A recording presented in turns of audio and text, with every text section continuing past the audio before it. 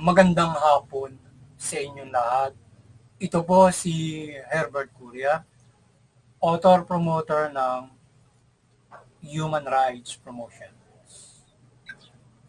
Ang boses ng Human Rights Promotion sa malayang demokrasyang ito kaakibat ang ating pananalig sa ating banal na Panginoon Diyos, banal na Panginoon sa Kristo at gabayan ng kaliwanagan ng Magdala Santa Maria mula sa isyong ating nakalap at pagbabantay sa mabuting pamamahala, patas na hustisya at karapatang pantao. Ay hinggil sa issue ng government to regulate social media standards combating fake news. Yan. Ito yung ating tinunghayang issue. Ngayon, ang pamahalaan ay sinusulong ang pagre-regulate ng mga social media standards upang maiwasan na mabiktima ng fake news. Kanilang i-educate ang ating mamamayan sa kampanya niya for social media literacy. So yan, ito yung itong mga nakaraang mga buwan ay sinusulong na ng ating Kongreso, ng ating pamahalaan, ng ating bagong Pilipinas, ng ating Administrasyong Marcos na para labanan yung fake news. So ngayon ay may mga hearing o sinasagawang probe sa ating Kongreso para itong mga fake news na ito yan ay para ma-resolve yung ating problema na yan na mga misinformation, disinformation. So ang gobyerno nais may regulate yan.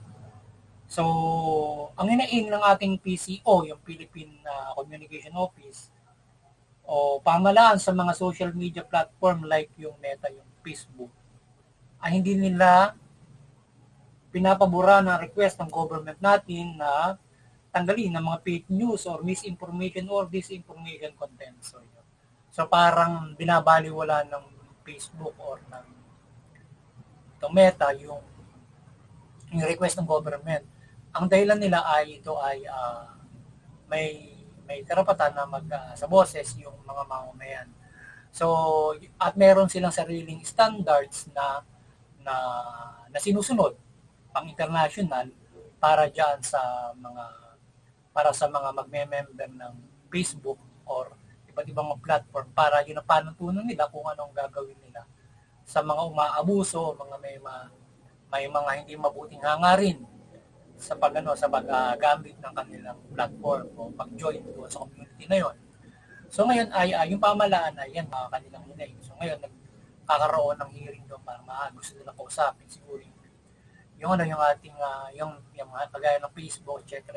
na platform o major platform na tinutungayan ng libo na Pilipino para yan sa internet para yan nakikisali tayo roon.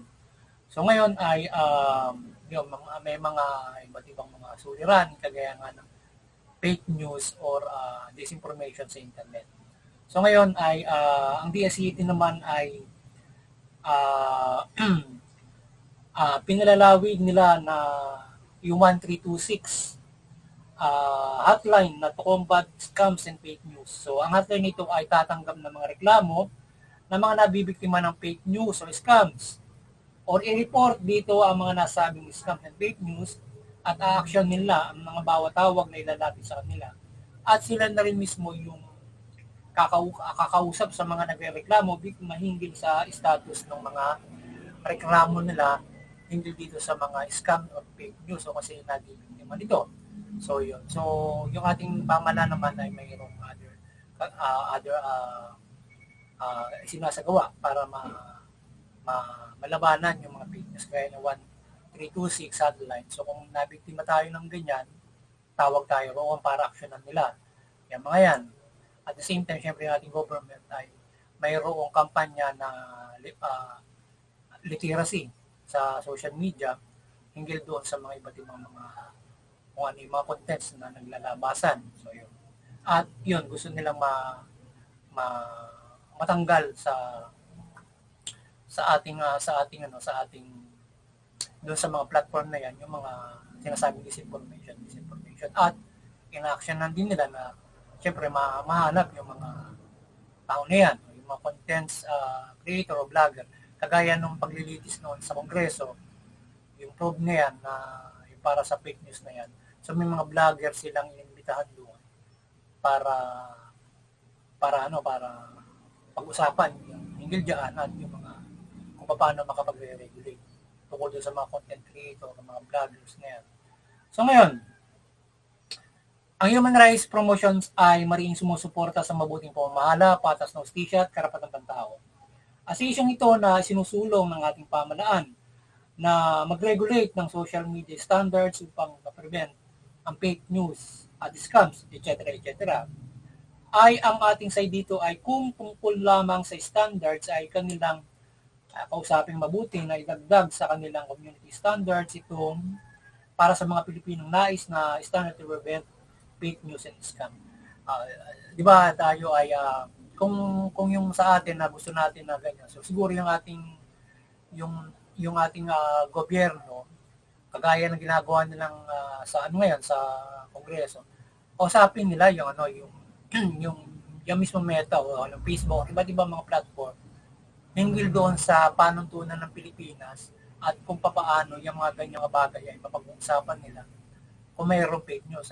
Kasi halimbawa, ano ba yung international standard ng Facebook o Meta, iba't ibang platform. Tapos tayo, paano nila malalaman na misinformation yan in attack sa government or sa kapwa-tao. Halimbawa, sa pares na civilian or groups. Halimbawa, sa government. Kasi ang government kasi, mayroon tayong karapatan na magsaboses. Halimbawa, tinutuligsa mo si isang congressman or isang mismong gobyerno, nagasa boses ka, hindi naman masasabi mo, disinformation, sinasabi mo, corrupt si ganito. Nasa sa yun, nasa sa vlogger yun, o content creator, pananagutan nila, kung halimbawa yung gobyerno, lalo na kung yung pangalan nila ay nakalitag doon sa kanilang account. Halimbawa, sasabihin mo, corrupt si ganito, so pananagutan nila. Yun ay karapatan na magsaboses, humikayat ng tao, karapatan yun. So, tama yung para sa atin ay yung Facebook doon. So, hindi yung po pwedeng i-block ng ating pamahalaan kasi karapatan ng pamahalaan. Ngayon, kung yung pamahalaan naman, sa tingin nila yun ay nababayalisak nila, pwede magsampa ng reklamo yung ating pamahalaan against nung sa vlogger na yun. Kung yun ay offensive sa pamahalaan, halimbawa ako, tayo nagsasabosin ng human rights at iba't ibang mga, kung halimbawa meron na akong pagtulig sa pamahalaan na mayroong mga corrupt dyan, halimbawa parang nag-particular ako, so pwede akong issue out, reklamo nung kung sino, congressman siya, nasabihan ko siya na gano'n, reklamo niya ako, pero hindi niya po pwedeng i-take down dapat yung content, kasi yun voice yun, pag sa boses. Ngayon, may sinasabi yung gobyerno na parang mayroon talaga litag na mali na bumabiolate ka noong batas. So kasi kapag gobyerno yung inaatake, nagkasaboses ka noon kasi so ngayon kung mali paglabag sa batas, kagaya ng sinasabi nila na mayroong memorandum ikinalat sa social media, so mali. So ngayon ay mayroon nag-internet kalat na hindi ganoon yung so masasabi mo yun ay karapatan na pagsasaboses.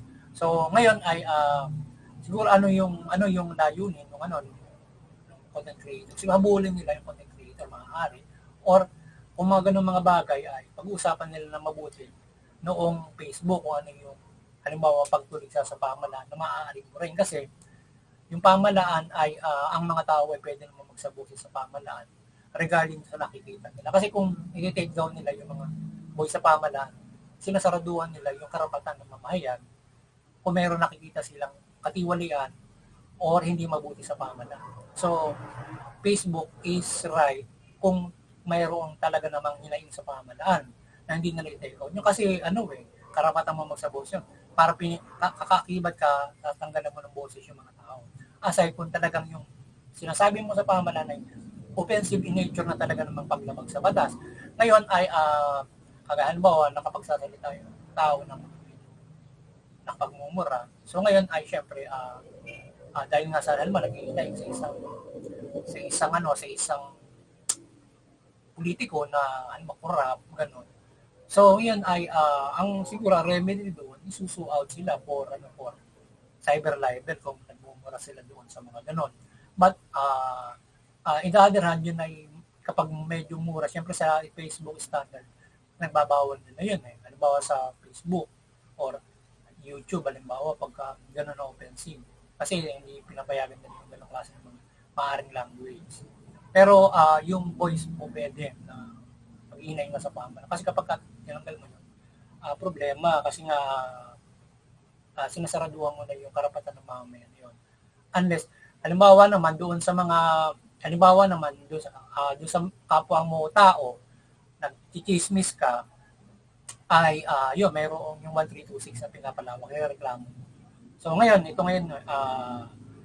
kung hindi, halimbawa, ito ngayon yung ating suggestion sa ating pamahalaan, kung hindi sila papayag na tanggalin ng mga fake news, scams, na ipinopost ng mga vloggers o content creators, na halimbawa, yun ay inilimi na ng ating pamahalaan, kagaya ng cybercrime police, CRAPS, na yun ay paglabag sa batas sa ating, halimbawa, cyber law or batas ay halimbawa, inirequest nila. So ngayon ay halimbawa ayaw pumayag halimbawa nung Facebook tungkol dyan. So dapat mag-usapan nilang mabuti yan.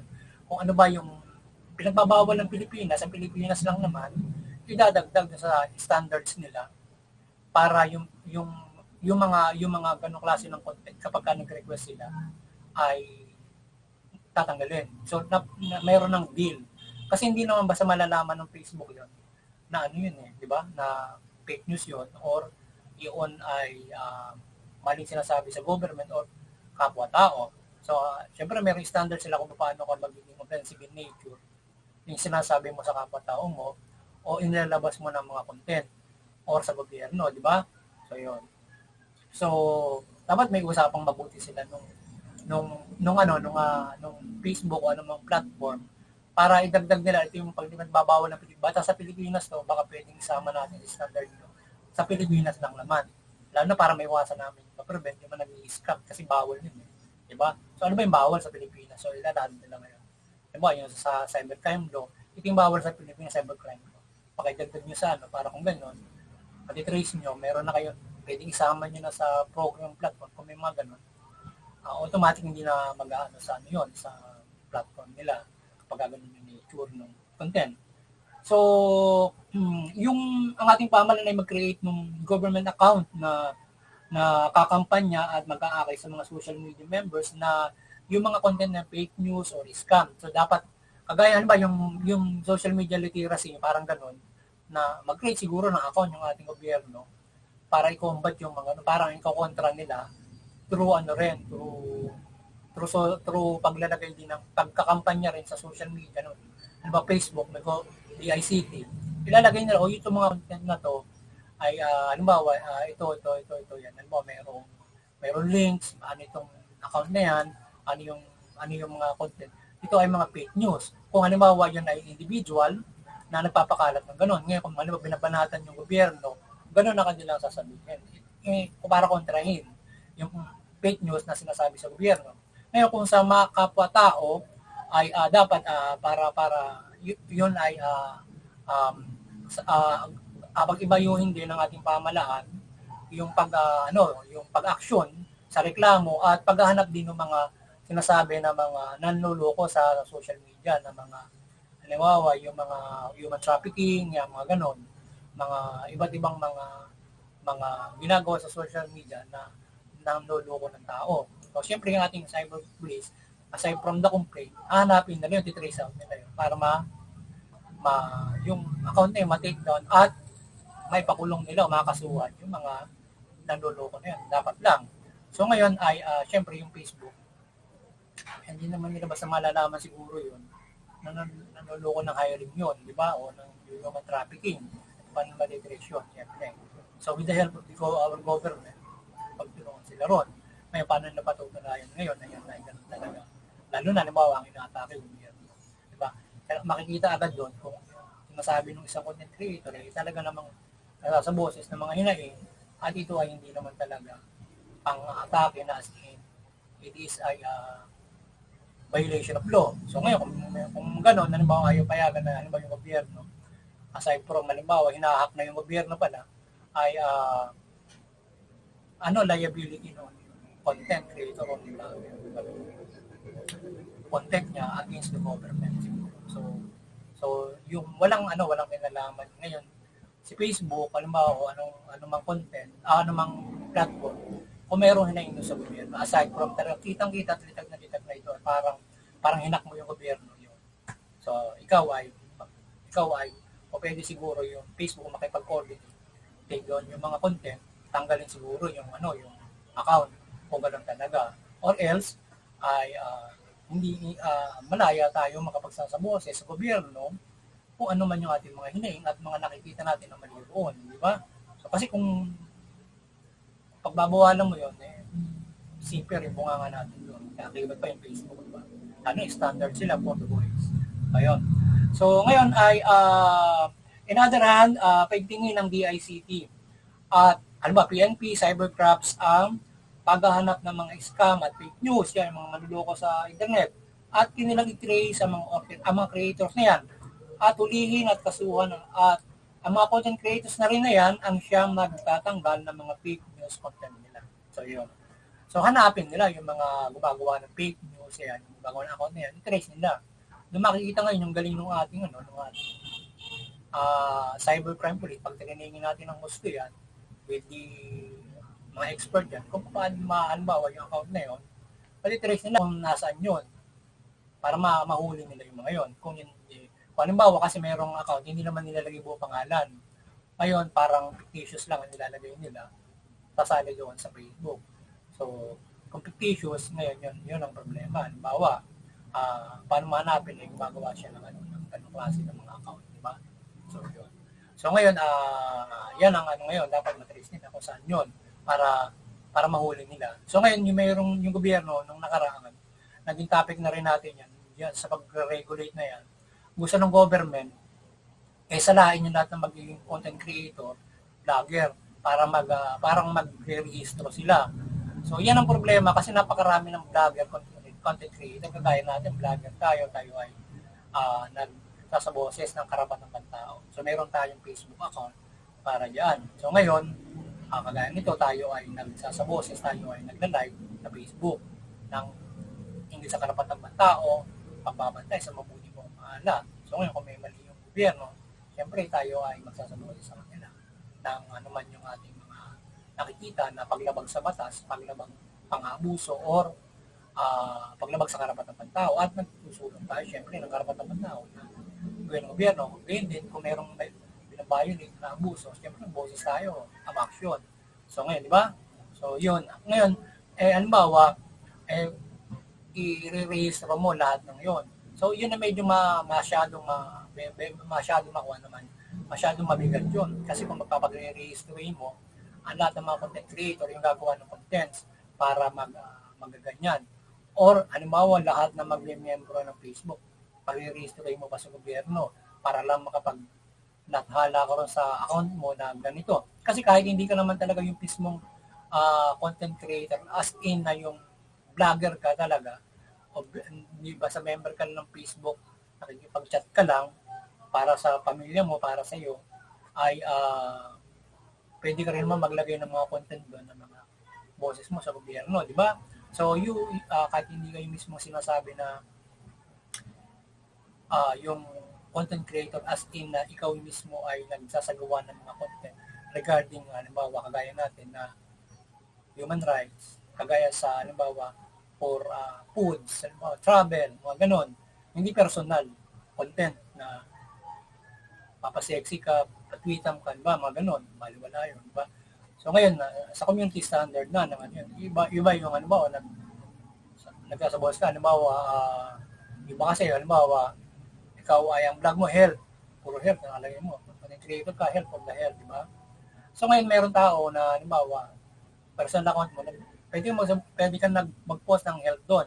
Kaya lang, pwede mag-meet siya ng misinformation yun, na parang ang chismoso. Ang inilagay mo, halimbawa, ang isang sakit ay ganon. Pagdating sa'yo, ang chismis, nagpatayo ng bahay si Juan, sa'yo, mansyon na. Di ba? Parang ganon. So, yun ang mabigat doon, na parang siyempre, pangkaraniwan daw, dahil yan naman ay parang nakikipag-usap pa rin sa kanto, halimbawa, sa telepono, sa Facebook o sa internet, di ba? So kaya pagka nagiging parang yung iba, nagkakachismisan, di ba? Pag dating sa'yo ganun na yun. Kaya nagkakaroon ng misinformation, di ba? So ngayon ay hindi tayo sangayon doon sa ganun. Yung ang bawat mga content creator, vlogger, magpaparehistro. Siguro hindi na lang. Ang gawin na lang ng ating pamahalaan diyan ay yung cyber police, yung ating mga cops diyan sa digital, ay pag-ibayuhin nila yung kanilang kakayanan para matrace kung sino yung magawa ng mali. Tapos yung pati DICT. So that matrace nila para mapakasuhan kung sino man yung mga content creator na yan or vloggers na yan or gumagamit ng social media para sa maling kagustuhan nila o maling para nagto-trolls or para lamang gumawa ng kaguluhan o mag-disinformation talaga. Lukuhin ng mga tao ang lipunan, magawa ng kaguluhan or manloko ng isang tao para sa pera, para sa iba't ibang mga interes ng isang tao para lukuhin ng isang tao. Diba? Mga ganun. Kagaya iba't ibang mga interes nila sa internet. So yun ay dapat ay pag-ibayuhin ng ating pamahalaan na lamang yung mga bagay na dapat nila paghahanap ng mga creator na mga talagang ang layunin ay balik. Pero kasi mahirap kung magpaparehistro pa lahat eh. Siguro kung ating isasabuhos natin sa lahat ng mga vlogger content creator, papayag ba kayo lahat tayo magpaparehistro pa halimbawa sa DICT para lamang na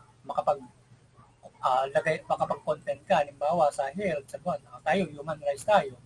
So, halimbawa, pagbabantay sa gobyerno, ay ba kayo na gano'n, tayo magpaparehistro. Siguro, ang pinakamalaga doon ay, tingnan natin, ay yung pangalan natin. Kaya lang, ang problema, yung pangalan natin ilalagay ng gusto doon sa content na ikaw yung author noon. Kaya, tiras kalma siguro gano'n. Doon sa ano mo. Tapos, ay, ang mga masama lang doon, kapag ginamit yung pangalan mo ng isang salbahe, gustong gumawa ng content na mali, pero pangalan mo ginamit. Yun ang mali doon, di ba? Walang problema yun. So, kaya, siguro, pag-isipang mabuti ng government para traceable yung mga content creator. Kaya lang, yung pagpaparehistro, masyadong matrabaho masyado yun. Kung paparehistro mo, para ka nang paparehistro ng SIM card nun. Di ba? So, siguro, ay, pinakamaganda siguro ay yung full name at saka merong telepono siguro para makontak ka. Ganon. Kung sa mga content creators. At least kahit paano, traceable siya. Madali siya makontak. Ngayon, syempre kung yung mga salbahe, hindi naman lalagyan ng tunay na pangalan niya yan, at mga telepono nila, para lang gumawa ng gano'n, syempre. Kuli-kuli gagawa niya. Take down mo, gagawa na naman. Diba? Kapag kayo masama ang intensyon, manloko ng kapwa, or mamuliti ka sa gobyerno gamit yung gano'n. So, galing ang DICT government yan. And, yung lipunan ng Pilipino, imulat nila na regarding with that, kung yan ay mga maling pagtulik o gumagawa ng content para sa maling tao, halimbawa, sinabi niya, corrupt si A, politika, corrupt ba talaga? Diba? Merong So, ang ating pamahalaan ay magpaiting na paglaban sa fake news kaakibat ng social media platform para hindi ito magamit ng mga may masamang intensyon sa internet or social media. So, yun yung ating suggestion sa ating government kung halimbawang ayaw ng mga platform, social media platform na makipag-coordinate sa kanila to take down content, lalo na ang binabanatan nila gobyerno. Kasi yun talagang karapatan nila magsaboses kasi sa gobyerno, karapatan ng mga tao yun Ngayon, kung sa tingin ng gobyerno yun ay masyadong offensive in nature, na talagang mali, so the vlogger, diba? So, maaari naman na mag-publish sa social media ang pamahalaan laban sa mga fake news. At para hindi na paniwalaan yun. So, maaari din na mag-publish sa mga TV, newspaper, etc. laban sa fake news na ang inaatake, halimbawa, yung pamahalaan at maaari magdulot ng sobrang peligro sa komunidad o bansa. Diba, inaatake yung pamahalaan o naggagawa ng maling report ng pamahalaan, halimbawa, sa sa sakit or sa kalamidad, di ba? So, or kung anong pamumulitin ang ginagawa. So, so yung ating pamahalaan, kagaya ng ginawa, ano sa television, mag-publish sila television at through the internet din, na yung mga content na yon, mali. Yung mga contents na yon ay parang mga fake news or misinformation. Lalo kapakalat ka, halimbawa, yung sakit na ganun, kinakailangan mo, turo ka ng mga 10, magbabayad ka ng gano'n, diba? So, yun. Open na kayo rito, mga gano'n. Naluloko para pagkakitaan, halimbawa, mga gano'n. So, yeah. So, siguro, yun ay, para, yung mga gano'n, siguro, hanapin ng ating cyber police, yung mga gano'n naluloko ng gano'n. Siguro, yan. Ngayon, ang intention ng gobyerno, matanggal agad sa kasi yun, sa social media platform para hindi na paniwalaan pa. So, yun. Kaya kung ayaw tanggalin, halimbawa, na i-consider ng Facebook or anumang platform na yun na ipagsasaboses against na pamahalaan. So, kailangan yun. Publish sa TV yung ating gobyerno, marami namang pondo para dyan, doon din sa internet, para labanan yung mga ganong klase ng mga nilalabas ng isang content creator. Kung halimbawa ayaw na platform na yun ay makisama sila para tanggalin yung mga ganun. Kasi nga, kung sasabihin nila yun ay voice ng mga tao, ay kung pwede naman. Kasi kung nasabi mong ganun, liability lang nung ng content creator yun. Di ba? So, yan. Suso out ng gobyerno yung content creator. Kung lalo na gobyerno yung binabanatan niya. Ngayon, kung niloloko niya, yung mga tao, gamit ng gobyerno, sa kanyo, yung mabuti kung paano nagsuot yun. Or, yung nabiktimang tao, magreklamo agad sa 1326. Maganda yung pagpapainti yung 1326 para talagang matulungan yung mga tao na naluloko.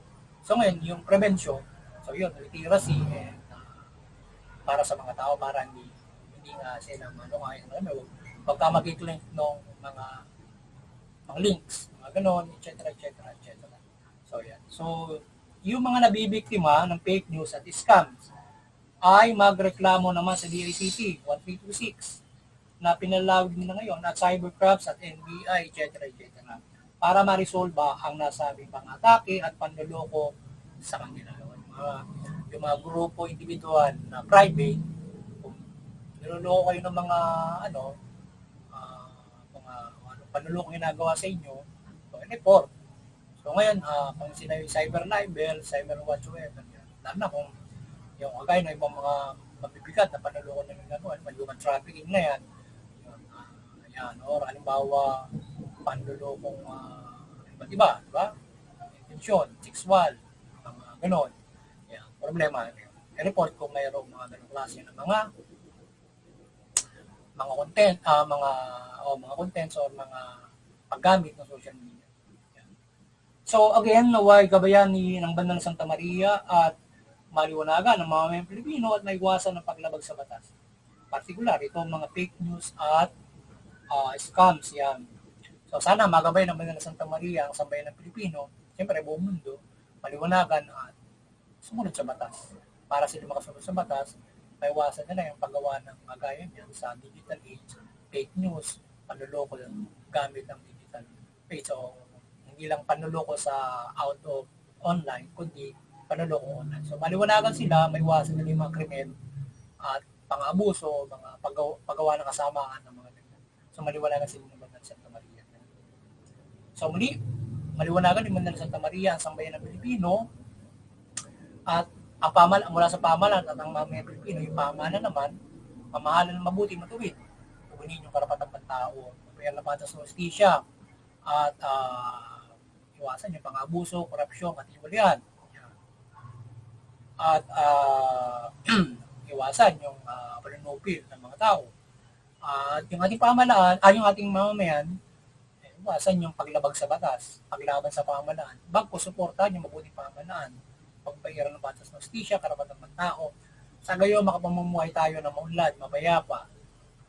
At higit sa lahat, mga pananampalataya tayo tulubos sa ating banal na Panginoon Diyos, Panginoon sa Kristo, at magkaroon tayo ng malaking pag-asa sa kaligtasan. Spiritual na meron tayong mag-aan na pamumuhay instead na napakagulong bansa nito na tayo ay may nananampalataya. Bagaman kahit anong gulo ng bansang ito, kailangan natin ng matibay na pananampalataya. But in the other hand, kung maganyan ang ating pamumuhay, dahil na rin sa ating pananampalataya, ay magandang bagay para sa atin. So, ayun muli, magandang hapon sa inyo lahat at sana ay nakapagsabaws naman. Ang human rights promotion sa aling ito hinggil din sa mga isyong ito na ating tinunguyan, hinggil doon sa nais ng ating government na mag-regulate ng social media contents. Magandang hapon sa inyo lahat at God bless you.